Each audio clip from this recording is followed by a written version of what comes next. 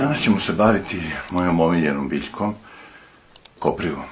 Mi nismo svesni kakvo bogatstvo raste oko nas i preziremo koprivu, smatramo je korovskom biljkom, a recimo ovi koji se bave ishranom smatraju koprivu jednim od najhranljivijih sastojaka ljudske ishrane.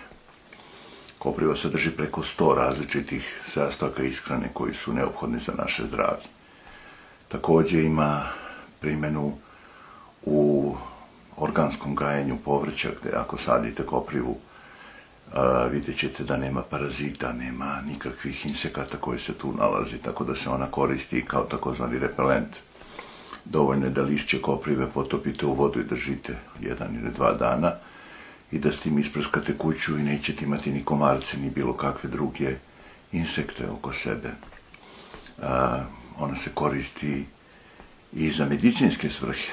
Znači, poznato je da list koprive ima važnu ulogu u lečenju alergijskih bolesti, različitih oboljenja zglobova, artritisa, bolnih zglobova, a može se lokalno također koristiti za obloge kod povreda sportskih, uboda insekata i mnogih drugih stanja, recimo u lečenju akni, dok je koren veoma lekovit i najviše se koristi u lečenju benignog uvećavanja prostate i za lečenje mokraćnih infekcija. Dakle, kopriva je veoma korisna biljka, ali se uvek postavlja pitanje kako se bere, kada se bere i kako se koristi.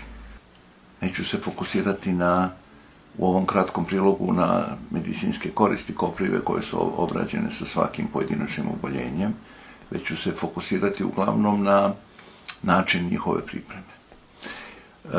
U ishrani se najčešće koriste listovi, a također i kod ovih različitih medicinskih stanja se koriste listovi. Jedan od najkorisnijih delova koprive su listovi. Listovi se beru obično u rano proleće, kada su one takozvane, mi to kažemo, bebi kopriva. Znači, sa rukavicama, naravno, ćete obrati te listove i postoje 2 načina kako možete da učinite da kopriva ne žari. Prvi način jeste da je osušite, da li na vazduhu, znači da je obesite i da je pustite da se osuši. Ja, recimo, preferiram taj način da se ubaci u zamrzivač i da se ostavi nekoliko dana, jer će ona tada i da dehidrira, tada se pretvori kao prah, više nema tog